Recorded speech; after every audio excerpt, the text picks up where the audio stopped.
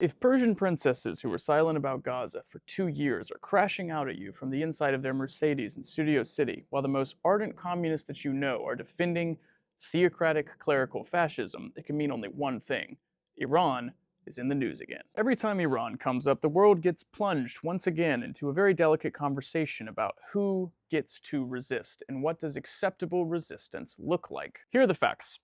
The Islamic Republic is a theocratic fascist regime that governs through gender apartheid, violence, and imprisonment. People living under that system do not experience resistance as a delicate conversation.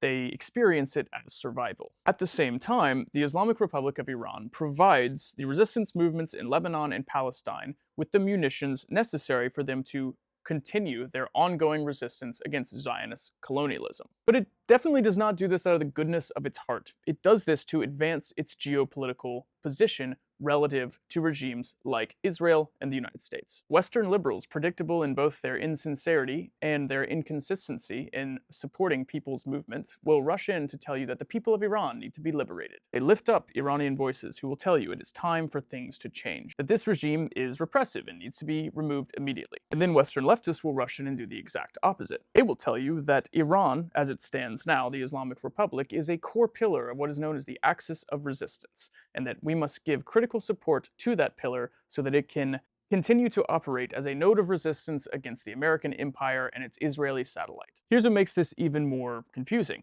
Many Iranians in the diaspora, particularly wealthy Iranians who fled after the Shah's regime collapsed, have aligned themselves with the United States and its imperialist policy, as well as the settler colonial state of Israel. Many of them also support reinstating Iran's former monarch, the Shah. Hence why you might be confused when you show up at a protest and see monarchist Iranian flags flown next to Israeli flags, along with little pictures of Reza Pahlavi, who the United States and Israel would like to tell you is going to be the next ruler of Iran. A man with a 45-year gap on his resume, and without the support of his own people. This is no accident. The United States and Israel do not want democracy in Iran. They would prefer to have the Shah. And so, to that end, they have spent millions and millions of dollars guiding the Iranian diaspora towards support of the Shah.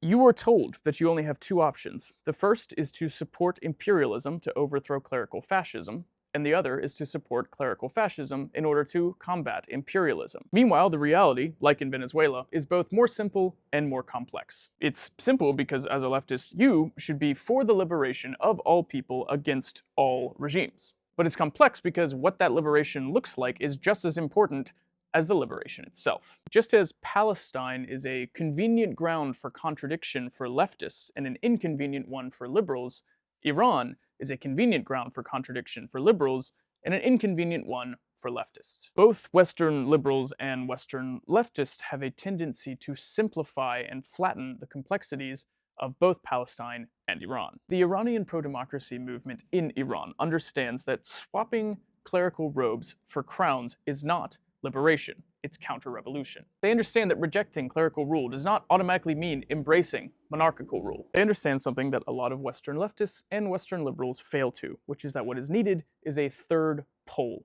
a path that rejects both clerical fascism and royal restorationism, a movement rooted in direct democracy. Workers, women, students, neighborhood assemblies. No kings, no clerics, no Western approval, no Western intervention. When Western liberals and Western leftists flatten Iran into a geopolitical chess piece, they end up policing resistance instead of listening to it. This all stems from a notion that Iranians owe us some kind of clean, discernible revolution. They don't. Revolution is messy. It always has been. Of course, the CIA and Mossad are going to try and turn this to the geopolitical advantage of the United States and Israel. They are literally doing that everywhere around the world all of the time. That is not a reason for you to abandon solidarity with the Iranian people. The Iranians deserve to have a future free from Western imperialism and from clerical fascism, not just to choose who their next oppressors are going to be.